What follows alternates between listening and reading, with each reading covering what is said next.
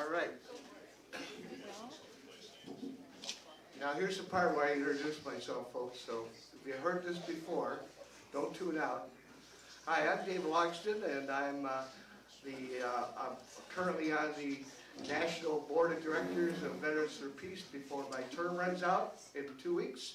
And I was a former president of Chapter 27 for 5 years, and now Mike McDonald has taken over, and he's restoring the chapter to its original luster before I totally ran it into the ground. So we have Medea's coming out here very shortly, right? We hope so. What's that? We hope so. Oh, we're hoping so. We haven't connected there's yet. my introduction, my big introduction. And I don't know where else to go with this, but Medea will be coming on to the magic of the internet and all these technological advances. She will be right here, but she will be warm. We're not. She's warm. So we're going to give her a nice warm welcome when she comes here. But if Medea doesn't show up, this could be a long morning. But anyway, we welcome. There's a lot of people in the room that have been to Cuba in the past, and I really want to hear your perspective as much as I want to hear myself talk, which is pretty special. So I'm waiting for the laughs, and that was supposed to get a laugh line there. I didn't. Why don't you start talking about your experiences in Cuba until we actually Okay, well. Medea. So I had never been to Cuba, and I jumped at the opportunity because Codepink was, and Medea's group were sponsoring this trip to Cuba, and I said, I couldn't think of a better group to go there with, you know, and so I made the leap, and I went to Cuba with those 50 people. Bob back here, raise your hand. Bob was one of the people that was, there was about 4 or 5, was it 5 Minnesotans? Yeah. There was five Minnesotans in the group.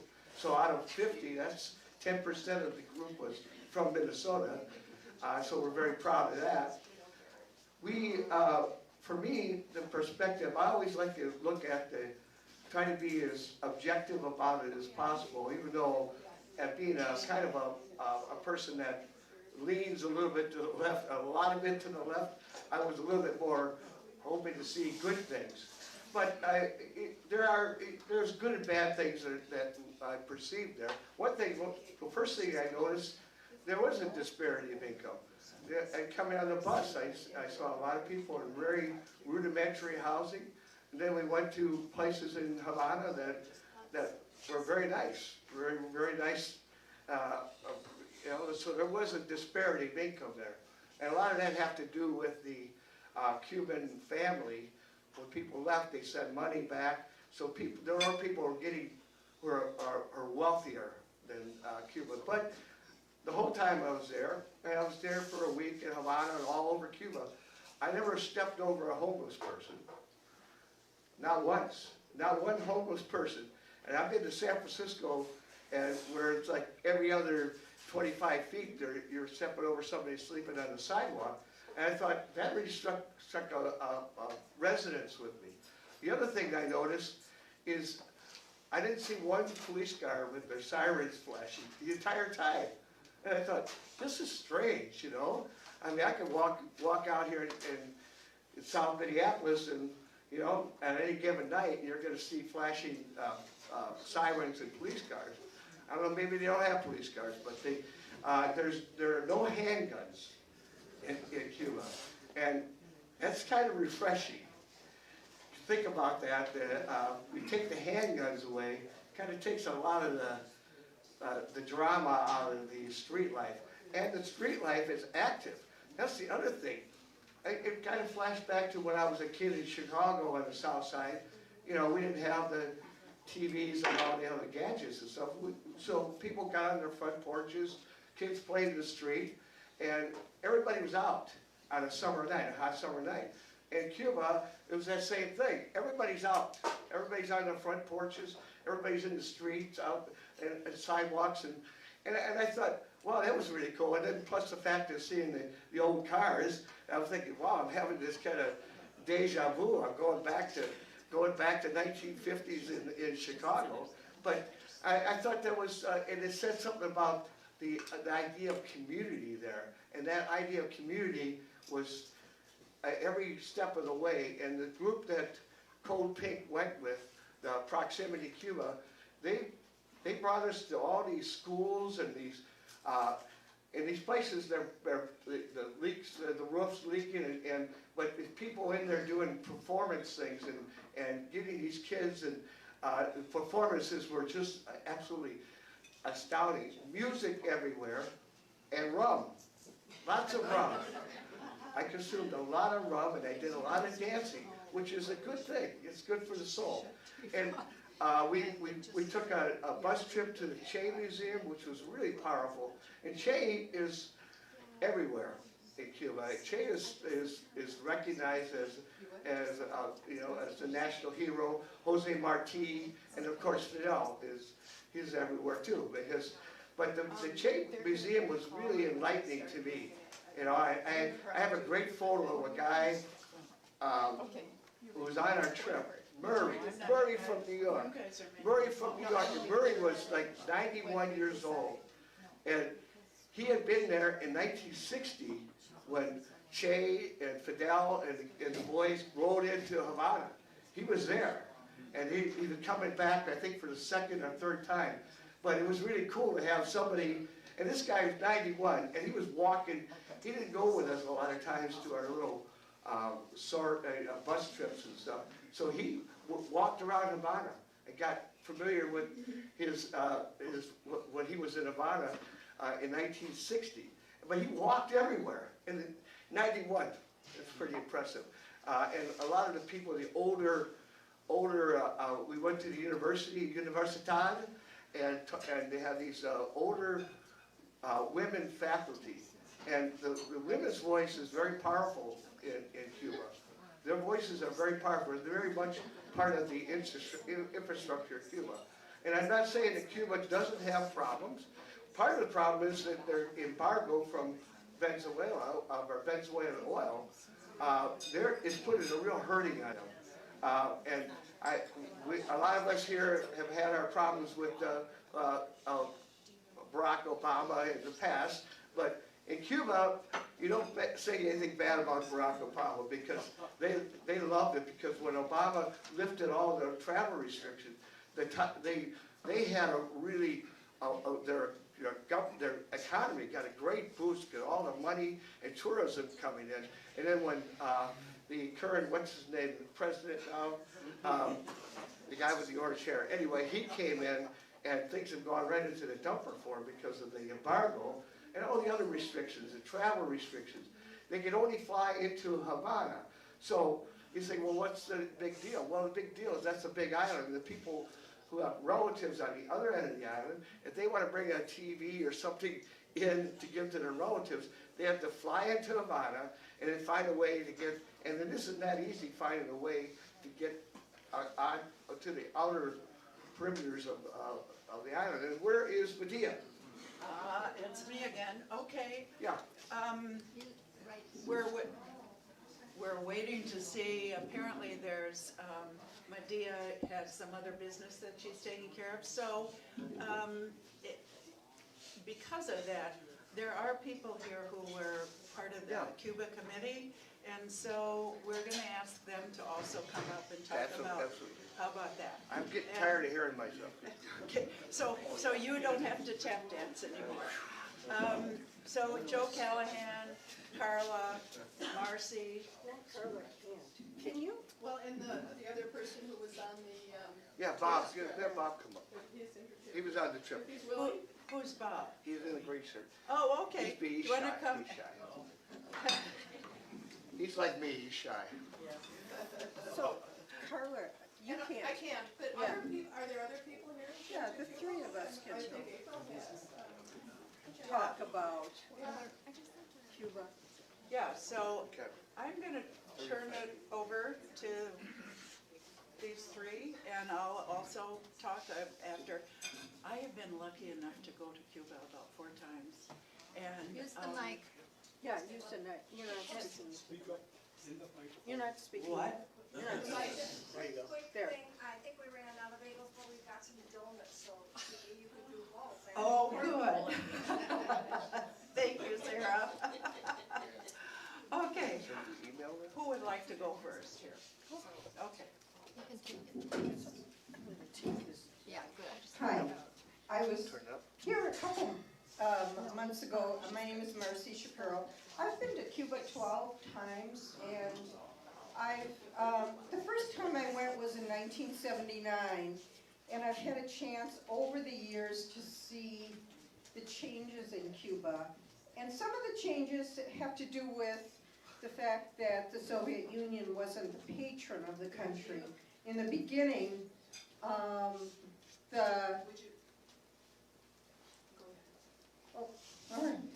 in the beginning,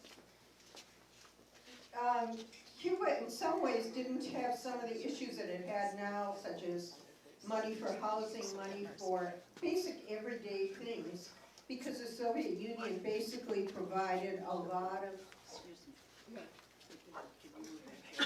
So she has a clear shot of the screen. So I don't want a clear shot of the screen, I want to away from the screen.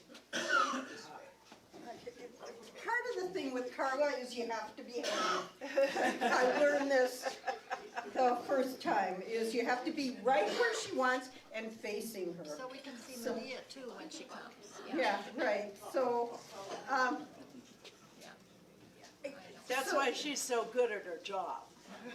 so the changes have been immense in Cuba.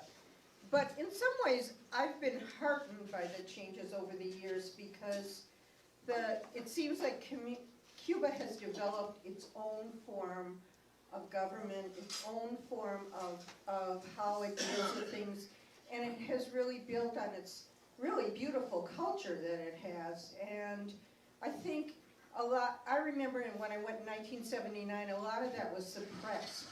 And so it was really great over the years to see how much the music and dancing, things like Santeria are now in the open, and that there's really been a lot of change in Cuba. It's been a difficult struggle for people because of the lack of money,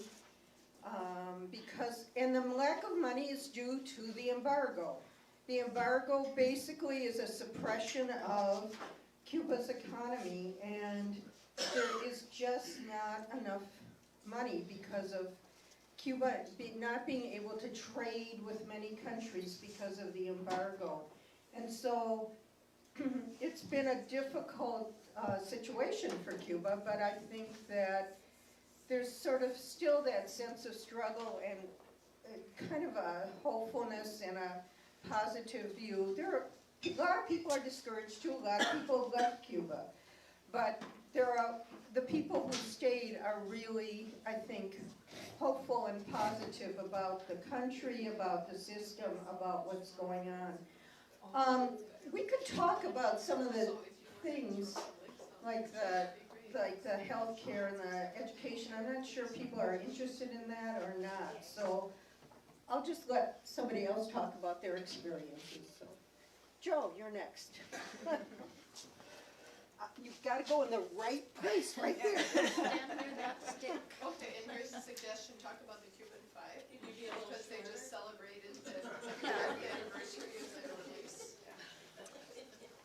Okay, well, one of the things that I've been thinking about Cuba in the last few days, after the assassination of the Iranian general, was the fact that a success story in Cuba, they tried innumerable times to assassinate Fidel Castro. They tried and tried again. They asked the mafia to do it, but he lived to be 90 years old, working as best he could till a very old age to advance the interests of the people in Cuba, including freeing the Cuban Five. They did countless demonstrations in Havana when that was going on, because it's like an attack on the sovereignty of Cuba to say that Cuba's such a horrible place that someone can take a child and refuse to give them back to his father.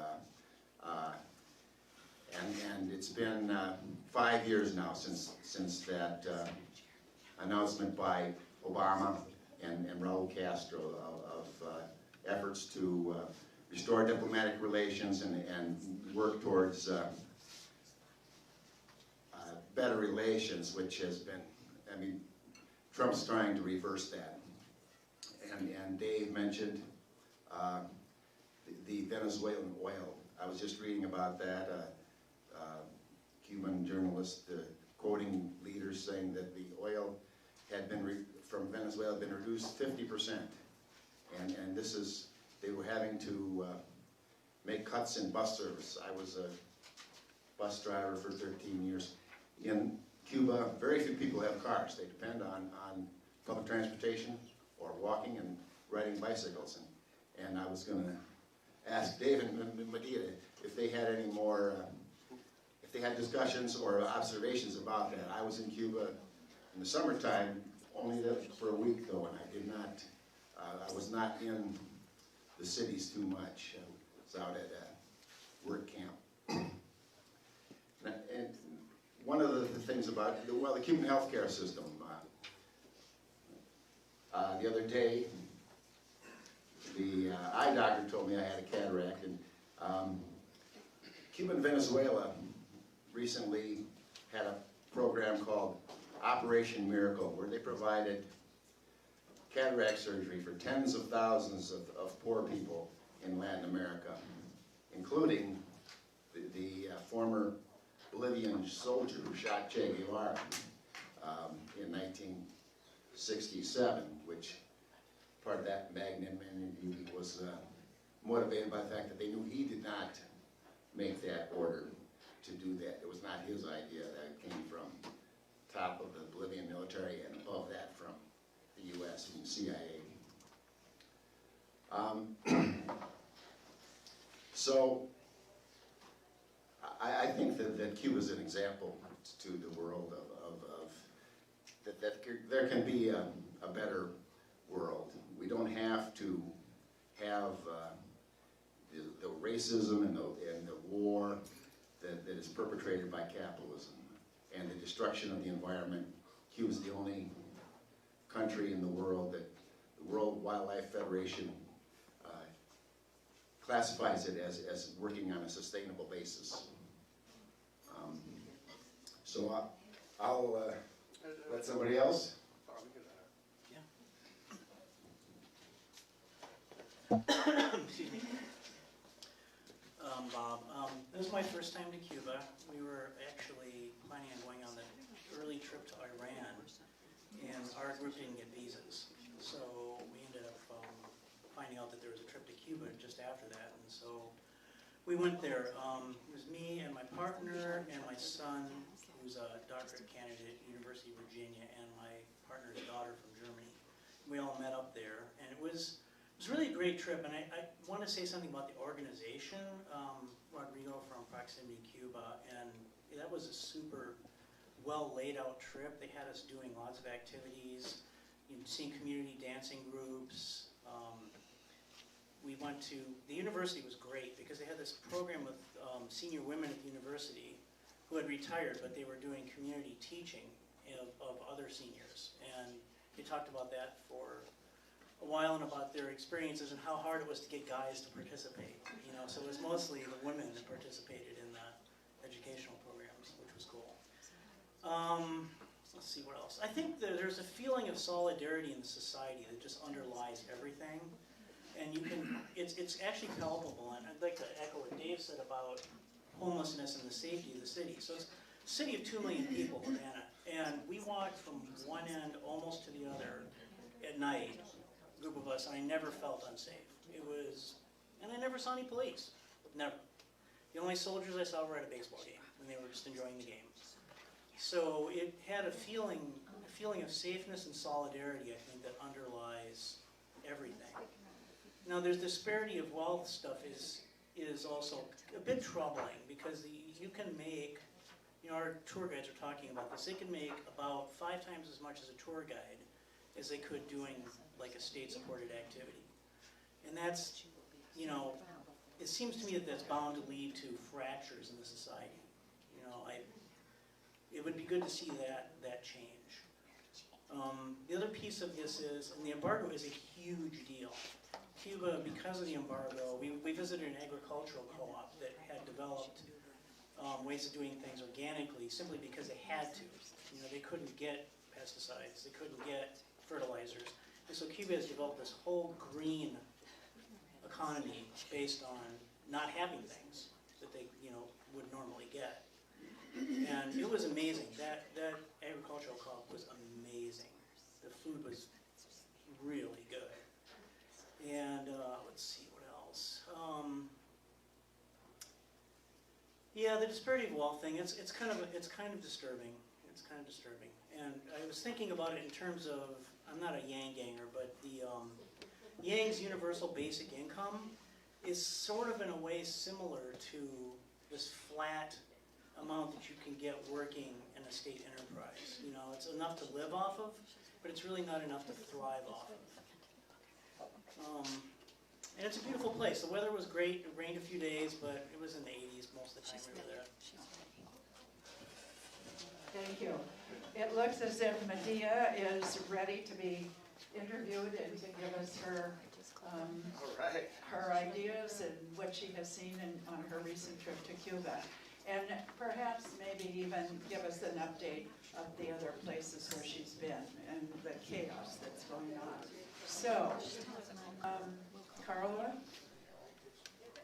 Which lights do you want off? We're just texting to be sure that she's gonna call us or we're gonna call her. It's a little, oh, what did she say? She's typing a message. Great. What does that mean? We'll call her? Yes, call her. Okay, so should I call her? Yeah, push the video. Push the video button.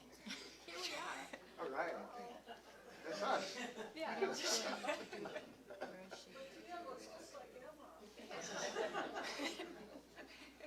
That's weird. Now I have to go. A recording voice message. She must not be connected right now. Push the red button. Should I punch this? Oops. No. Click. I'm so glad we have all these techno-savvy folks that can do all of this. Should I try her? For sure. Yeah, let's give it up for the techno team here. Yeah. Da, da, da. They're doing their part. Oh, yes. Don't apply yet, yeah. Try one more time.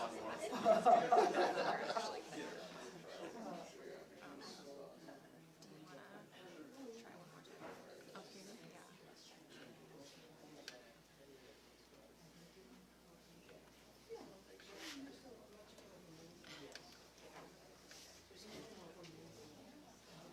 The person whom you're trying to reach is currently unavailable.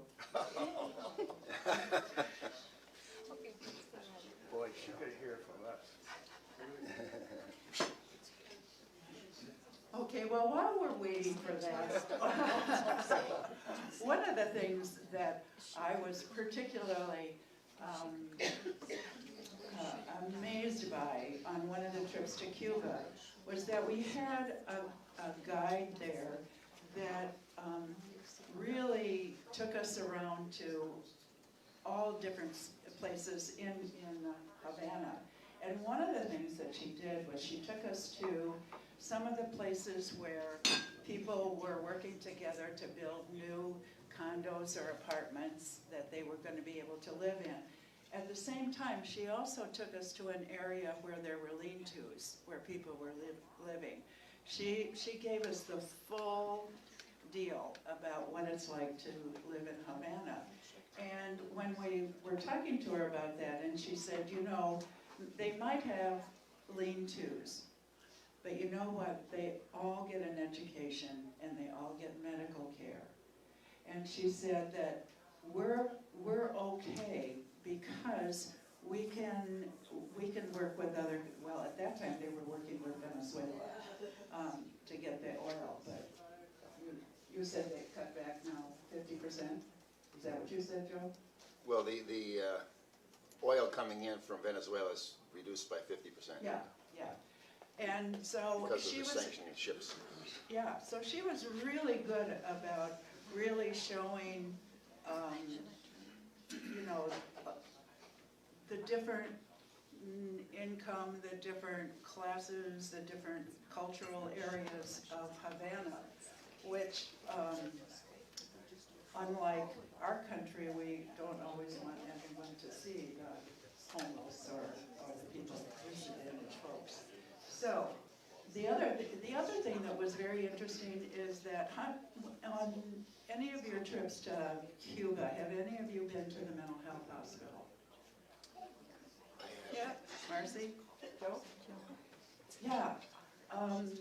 One year, well, actually, Marcy and I were able to go to the mental health hospital, and because at the time I was working with NAMI, the National Alliance on Mental Illness, and so they thought that we were, you know, bigger kahunas than we were.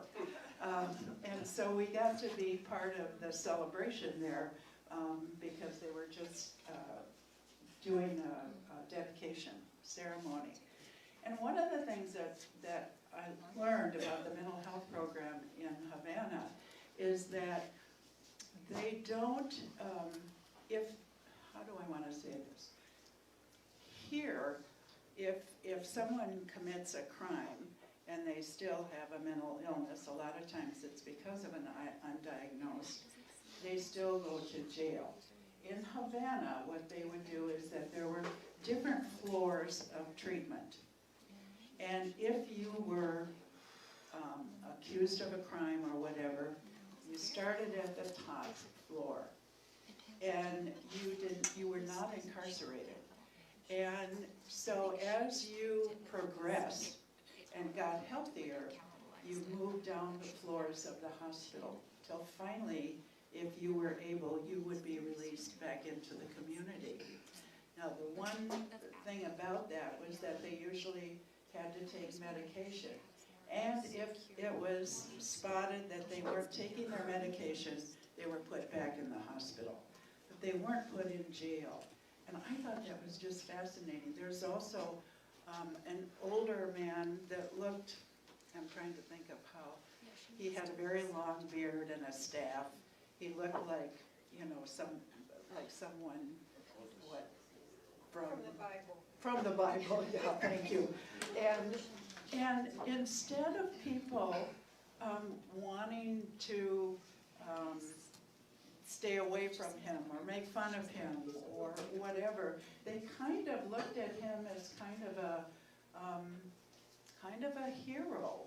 And so people would feed him. They would also take him in and give him, you know, a bed to sleep on at night. I think you're not explaining that he was outside of the He was outside the hospital. Oh, okay, thank you. And all we could think of was that if, you know, that was here, even just like we were talking about before with the homeless, you know, they would be kind of shunned. This man was never shunned. He was like one of their favorite sons. So, one of the things I wanted to add that to what Mary Jean just said is, one of the things I was really surprised about, having gone to some mental hospitals in the U.S., and the staff are always sort of leery of the people who are there. And the thing about them was none of them were afraid of any of the people in the hospital. It was kind of amazing to me, like, they did some farming and they let them use machetes when they did the farming. Could you imagine in a mental hospital in the U.S., somebody being able to use a machete? So there was just like the whole attitude was very different. it's like a sense of equality that we don't ever see in our hospitals.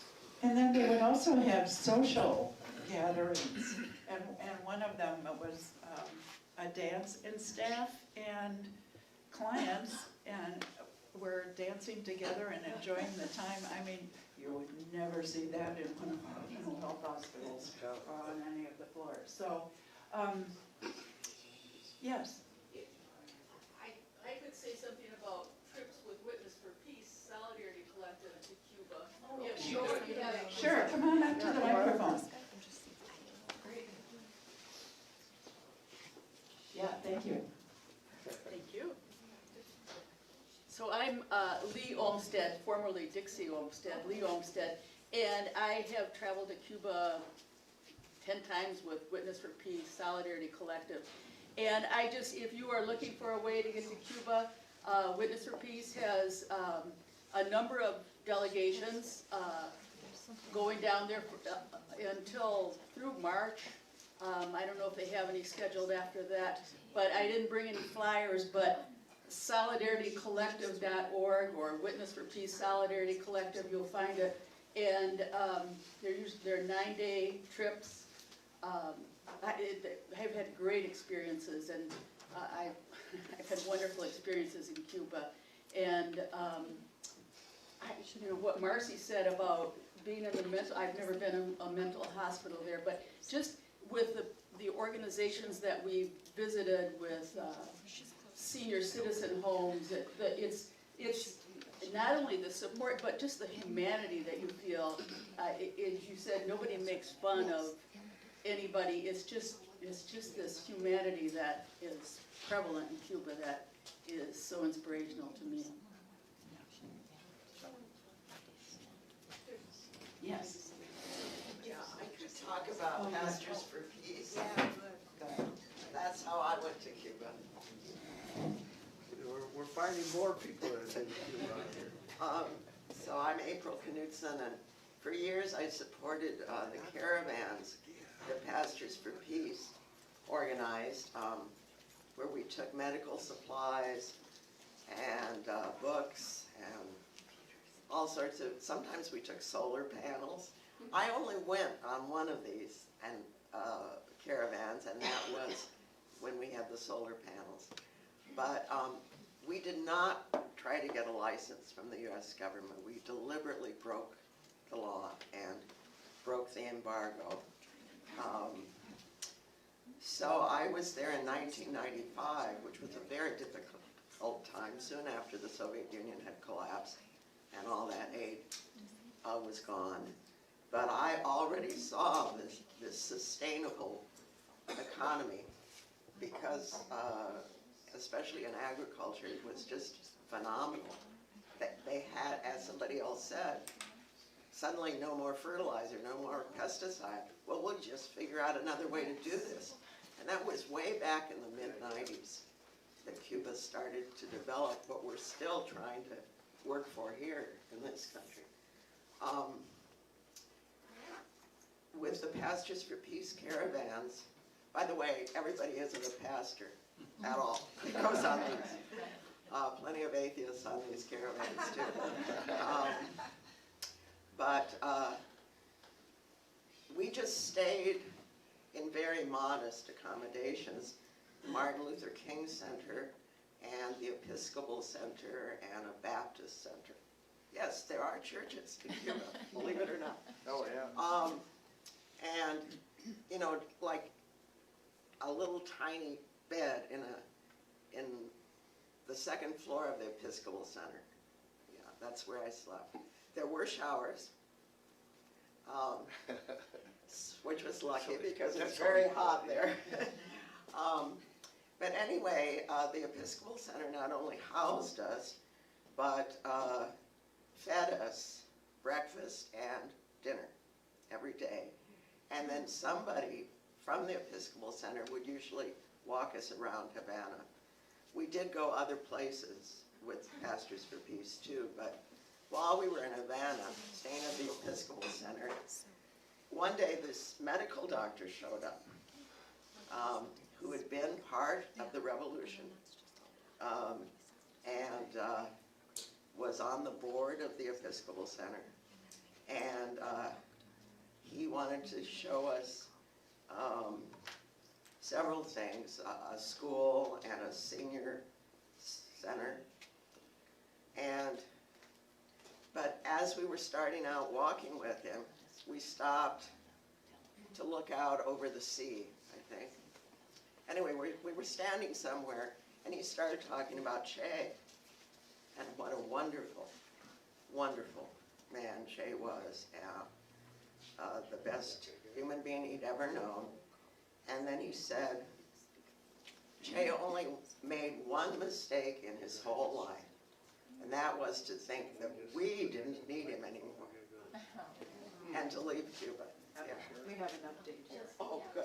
Have a little update. I'm the faceless technology person. Lucia. We have been in communication with Medea, but there's a problem with the Skype connection. Apparently not on our end, but on her end. I have my suspicions about why that might be. So apparently Medea is not able to Skype out to us, but we will connect her voice to us on the telephone. And we'll do that in just moments, as soon as we plug the phone into the speaker, and she'll be glad to meet you. Sorry about this.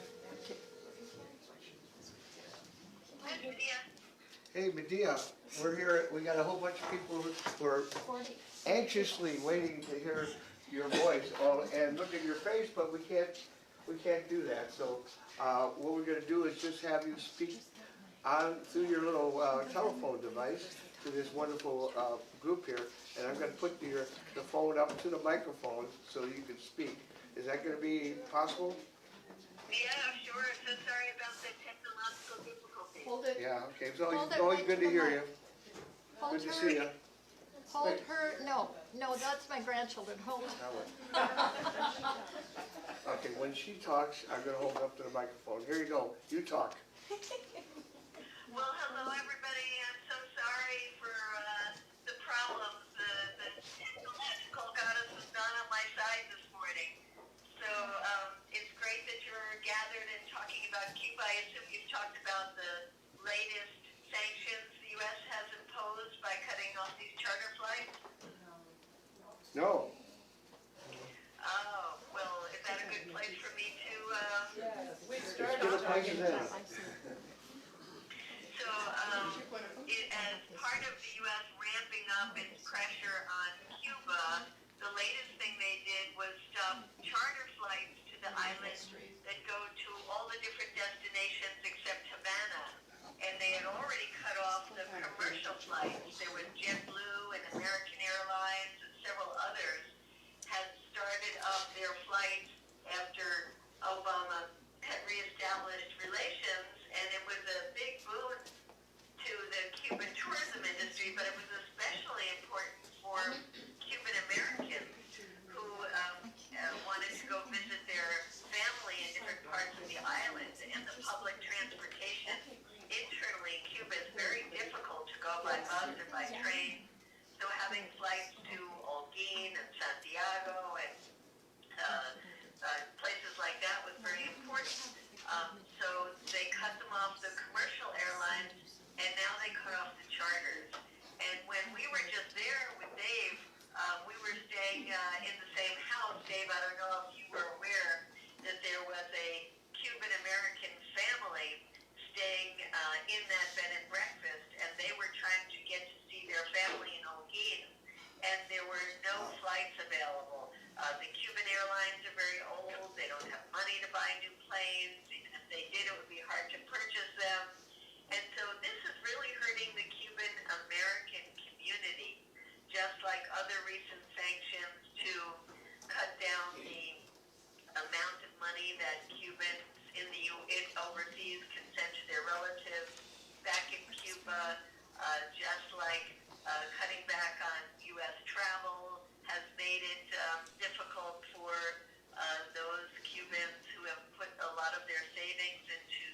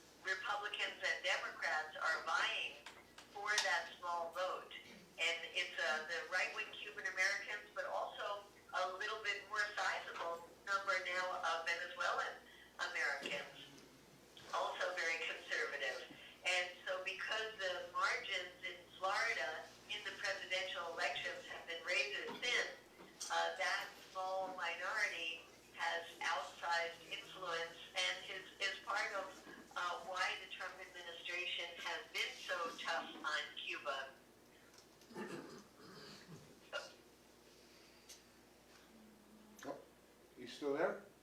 Yeah, no, I just wanted to add one other thing, connecting that to Venezuela, because one of the reasons that the Trump administration is coming down harder on Cuba than ever is because of Cuba's ties to Venezuela. And so this Venezuelan group in Miami mostly, but in a couple of other parts of the U.S., is together with the small Cuban American conservative group, part of the crackdown on Cuba.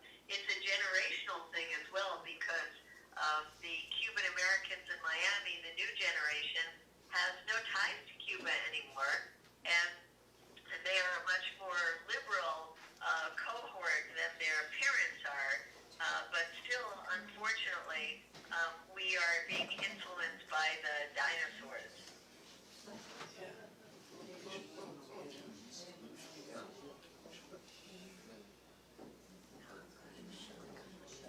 You still Any there? questions there? You Oh, want me yeah. to just keep talking? Well, you keep, actually, if you could just talk about how your ties to Cuba, why Cuba is important to you, because I wasn't even aware before I went about your living in Cuba, so maybe a little background would be nice. Yeah, and have you talked at all about the Cuban doctor program overseas? No, we haven't, but you can. Yeah, because that really is a connection of how I became enamored with Cuba. I had been living in Africa, and this is many years ago, back actually in the late 70s, and I saw these groups of people who would be working so hard in the poorest communities in Africa, and I just was amazed at their dedication. It was like what I had always wanted the U.S. Peace Corps to be. The problem with the Peace Corps is that most of the people who go don't have skills. And in the case of Cuba,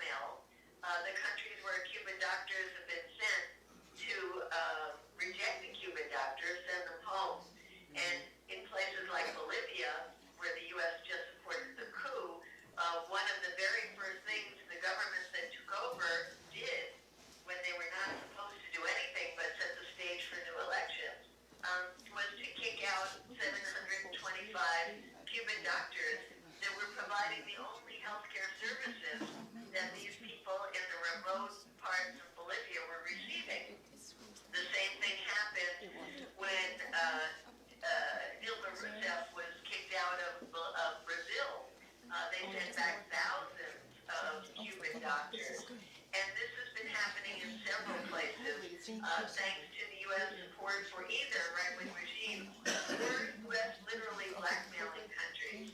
And they also have set up stations abroad where Cuban healthcare workers can go to defect and are offering them incentives that will bring you in the United States, settle you down, and work with you through the whole process so that you could become practicing doctors in the United States, which is almost impossible for foreigners to do.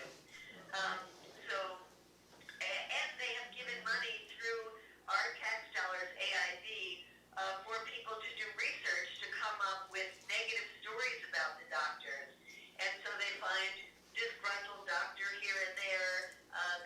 They have stories about how these doctors are really being used for political purposes. In any case, the result has been a tremendous decrease in the amount of money that Cuba is getting from this doctor program, while at the same time reducing the services that people are receiving. And the insidious additional thing is that the U.S. has now reframed this from one of the Cubans are providing amazing services overseas to the Cuban government is using its own healthcare workers and turning them into a form of slavery, sending them overseas, paying them only a small portion of the money the government is receiving and pocketing the rest. And of course, what's really happening is that the Cuban government pays a portion to the doctors and their families back home and uses the rest of the money to run the Cuban healthcare system. And Cuban doctors don't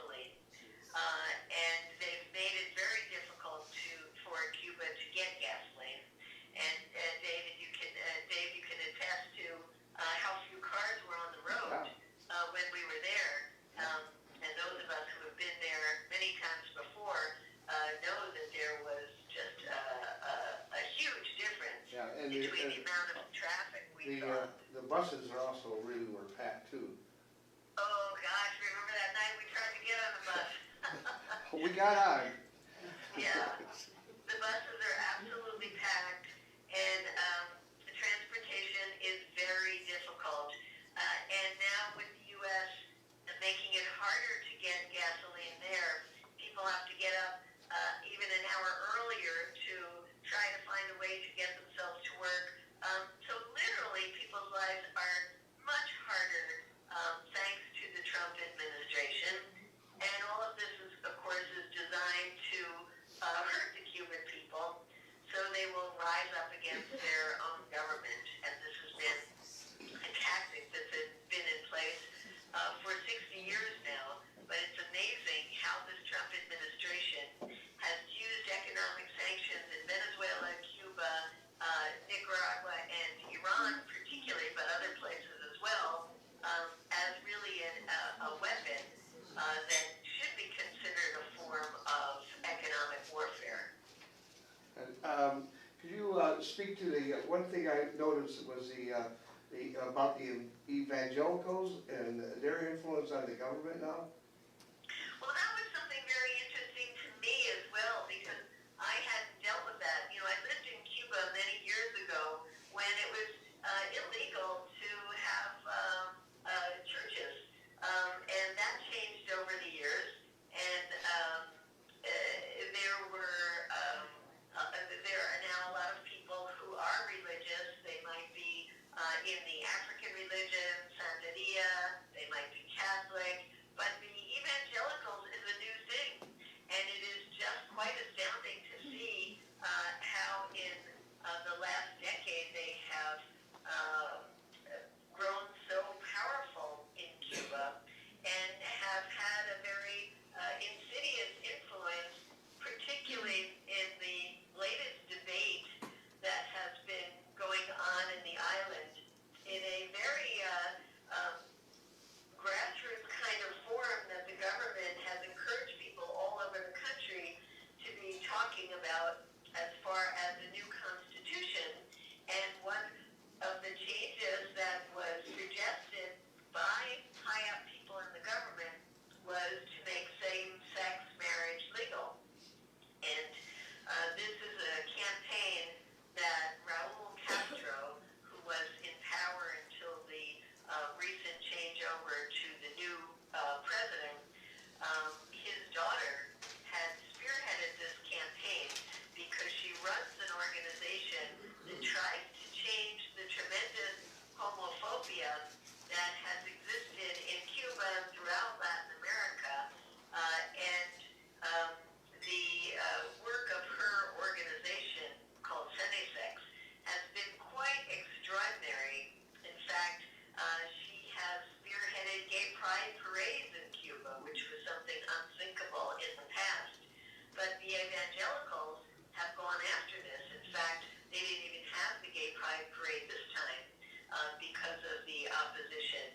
And when these discussions were happening all over the country, there was a lot of opposition to the same-sex marriage, and much of it was coming from people that were part of these evangelical churches.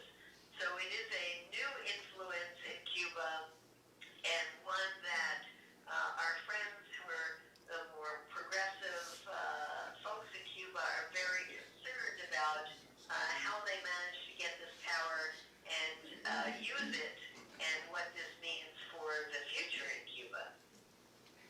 There was a gentleman from Canada that had a short video. Did you see that? From, was it Tim from Canada? I didn't go that evening. I know what it's about, though. Yeah, it was about the supposed microwaving of the brains of the diplomats.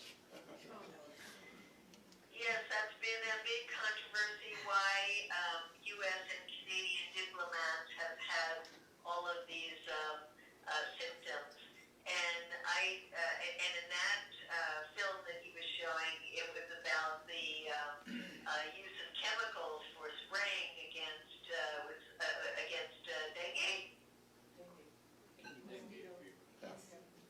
Yeah, but we don't know. I mean, there's still no definitive answer about that, but we do know that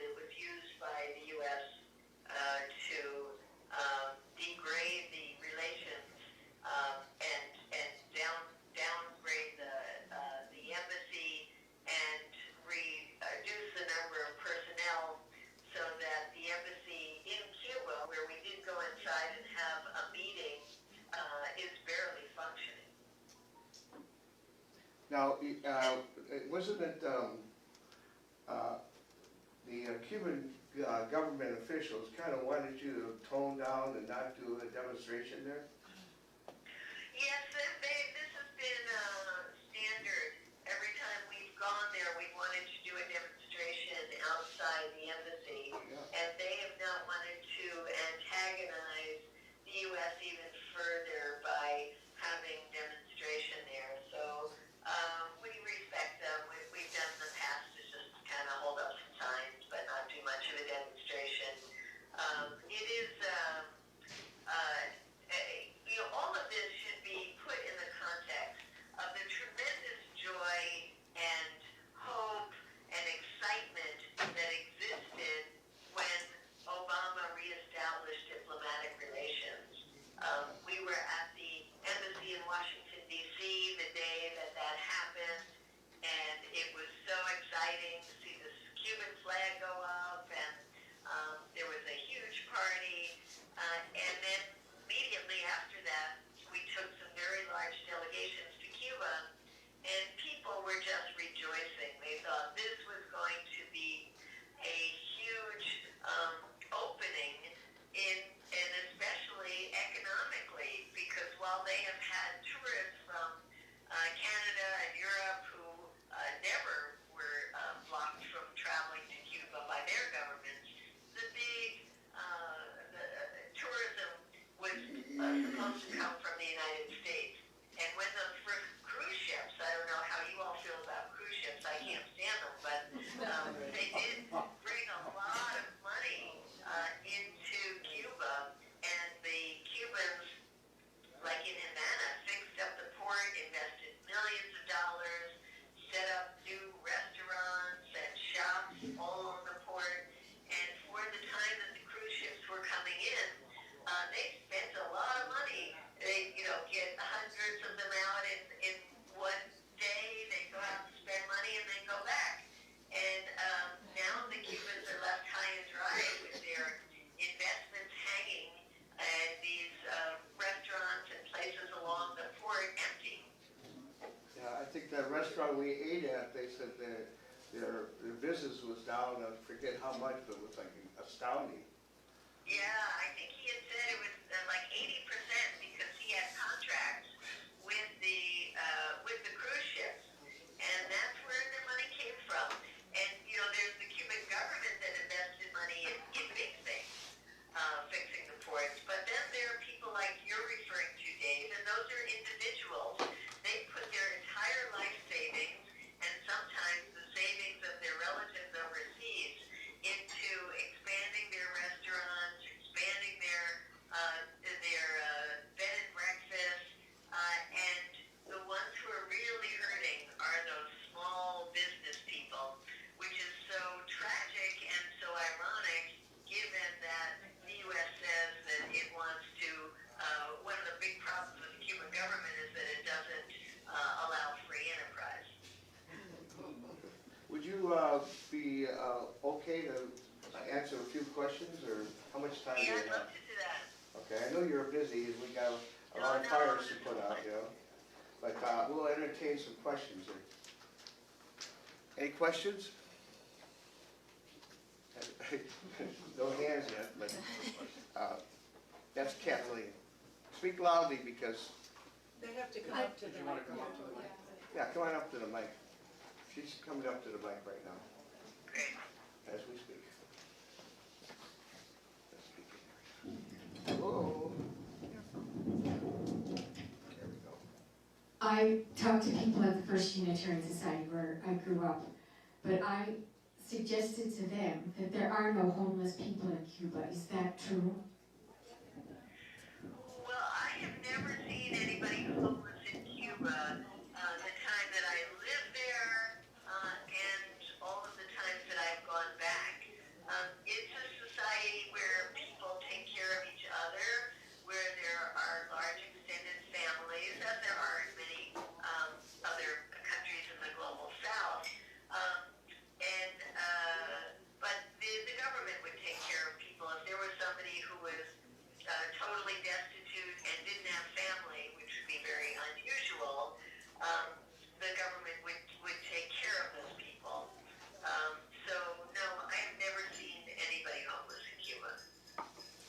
And I think after that tornado, you remember when they had that tornado, and within 1 year, it was amazing what they did for those people. Well, that was extraordinary. We got to visit this place, and they had never seen a tornado before, but you know, Cuba is really amazing when it comes to its prevention of casualties during national disasters and its cleanup afterwards. And you know, this is something when you dream about what the relations of Cuba and the U.S. could be like, with all the disasters that are going to confront us as global warming gets worse, you can think of how beautiful it would be for Cubans and Americans, doctors, engineers, and others to have these first responders that could go around the world and provide help, because Cuba is so good at it. When you compare what happens in Cuba with other islands when they're hit by the same storm, there's almost never Cuban casualties because they know how to evacuate people, they know how to keep them safe, they have shelters for them. But in this case of the tornado we went, put this in the context of the economic embargo on top of it just being a poor country in the Caribbean. They have rebuilt these people's homes nicer than the homes that they had before, and they give them the essentials that they need in their homes, the bed, the stove, and if they don't have anything else they can give, like a refrigerator, neighbors will help them out. And between the government helping and people helping each other, it is quite remarkable. And I remember when we went to visit that community, first of all the leaders in the community, the elected officials were all women, which is very exciting to see. Right now, it's on the screen now, you actually see you with the family. Oh, good, excellent, yeah. They were fantastic, and they took us to one of the homes that had been rebuilt. And Dave, I don't know if you went with me across the street spontaneously? No, I didn't, I wish I would have. Well, it was really remarkable because, you know, sometimes you think on these trips, oh, they're just showing us what they want us to see, and that's true. And so I like to kind of just walk around and, you know, go off the trail that they have made for us. And in one of the other houses, there was a family, and they said, come on in, and they showed us that their place had been rebuilt. And I asked if, you know, what the government had given them, and they said, well, they gave us more than most people get because I'm not working, the woman said. And when I asked her why, she said she is a cancer survivor, and then she was a pretty young woman. She said that she had had 4 major operations for cancer, and that they did not cost her a penny, and that her medication is guaranteed, although it's difficult to get now. She gets it and doesn't pay a cent for it. And I know that the Cuban hospitals are really hurting. In fact, we had somebody on one of our trips who had to go to the hospital, and they say people now, they're so things are so tight in the hospitals, you have to bring your own sheets, that it's hard to get medications. She said the cancer hospital was just fabulous, that it was spick and span, that it was the best treatment you could imagine. I mean, she was tearing up talking about it, so you knew it was genuine. And it was amazing to see how this woman her life has been saved, government doesn't charge her a cent, her home was destroyed, government gave her a new one. You know, it's really, you think, well, it gives you just a different sense of how we could live and how governments could function if we didn't have such a rapacious capitalist society that makes this kind of thing out of the realm of possible. Yeah. Now, Medea, where can people go? I know a lot of people would say, well, what can we do? What can we do? And what websites or places we could go? And I know when we were at the English at the English bookstore there, she was talking about how they needed like thousands of, 10,000 condoms, and things you don't think about bringing, you know? At least not me. Well, there's a couple of things. One is there's a bill in Congress, and afterwards I can pass you the numbers and everything, but it's a freedom to travel bill, and that has been introduced every year, but it doesn't go anywhere. But I think because of now the restrictions and these restrictions on the airplanes going to Cuba, there might be some momentum to do it. And because you all keep your Congress people very progressive, they can be the champions in this. So the freedom to travel is an important piece of legislation to be pushing. The other is we do want to have, it's very sad to me because I always thought of Cuba as how nice it was that we didn't have to have these kind of humanitarian aid projects because Cuba could, with the little it had, take care of itself. But that's not true anymore. So we've been talking to a group called Disarm that has been sending medical supplies to Cuba for quite a long time. And they're going to work on a project with us that's probably about getting some of the cancer medicines that are becoming harder to find for children, and some other projects about how to help Cubans produce some of the medicines that they're not producing because the tightened embargo has made it harder for them to get some of the ingredients they need. So we'll have a project coming up that we'll let you know about. But there are groups like Pastors for Peace that have been taking support for Cuba and supporting that the medical system there. And in case you all don't know, when I talked about the medical program, one thing I didn't say is that they train doctors also from all over the world for free. And that includes people from the U.S. who are coming from poor communities. And Pastors for Peace does the selection of the people who then get into the medical programs in Cuba. So Pastors for Peace is a great organization to be We have connected we have with. somebody from Pastors for Peace, and we can refer to her. Oh, wonderful. And then the other thing is to go. And we are going to be doing another trip in late April. And then there are trips that the groups like the Venceremos Brigade organize. And they usually go, a lot of them go for May Day. So even though there are restrictions on travel, as you know, Dave, you can still go, and it's actually very easy. All you do is check a box. People think it's hard, but it's not. Now, you can't go on your own, and you have to fit within these categories. But if you go with groups like ours, we take care of that for you. So thank you for giving me a chance to speak. Once again, I apologize. I was using my Skype yesterday, no problem, and now I think I better erase it and get a new version. So sorry that didn't work, but it's really a pleasure talking to you. It was great traveling with you, Dave. And we also have great admiration for WHAM and the wonderful work you do, and feel tremendous affiliation. And I hope you're going. I know you've been doing the work around trying to stop the war in Iran, but we got to keep that going. And we got the next date of January 25th for a Global Day of Action. Yeah. And I'm going to work on my cha-cha. Thank you. Anyway, but thank you, Medea. Thank you.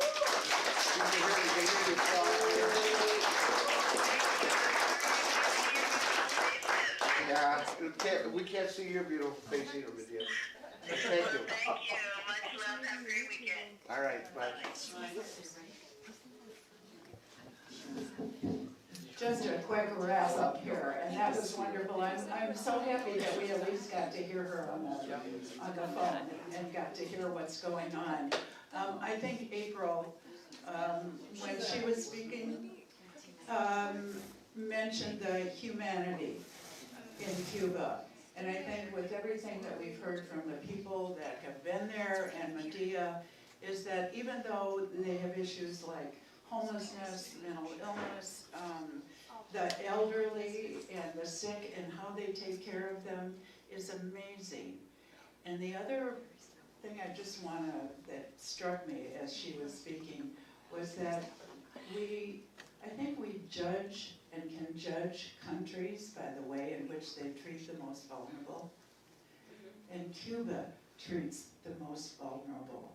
And so you know that everyone up from there is getting really good care, unlike here. So, just to leave you with that.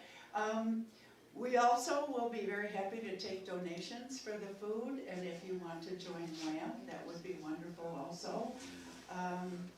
And John Teresa is in the back, and if you are interested in taking some Spanish language classes from him, he'll be meeting with a small group, say back in that corner after our meeting is over.